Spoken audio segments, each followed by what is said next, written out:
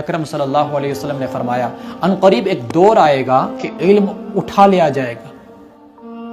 ایک صحابی نے کہا یا رسول اللہ صلی اللہ علیہ وسلم ہم علم کو نہیں اٹھنے دیں گے، خود پڑھیں گے، اپنے بچوں کو پڑھائیں گے، ہمارے بچے اپنے بچوں کو پڑھائیں گے، وہ اپنے بچوں کو پڑھائیں گے، وہ اپنے بچوں کو پڑھائیں گے، اور یوں یہ سلسلہ قیامت تک چلتا رہے گا، ہم علم کو نہیں اٹھنے دیں گے۔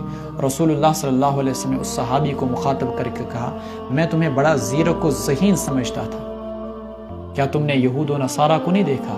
ان کے پاس بھی کتابیں، وہ بھی پڑھتے ہیں، لیکن کیا ان کے دلوں میں خوف خدا، کیا وہ ان کتابوں کے اندر موجود احکامات پر عمل کرتے ہیں؟ نہیں۔ ایسا ہی اس امت کے اندر بھی ہو جائے گا۔ کتاب تو ہے قرآن کریم، لیکن قرآن کریم کے نہ عالمین ہیں نہ ہی عاملین ہیں۔ وہی مثال جو یہود و نصارہ کی ہو گئی کہ تورات ان پر لا دی گئی، تورات انہیں دی گئی، انہوں نے اس پر عمل نہیں کیا، جیسے وہ گدھے یحمل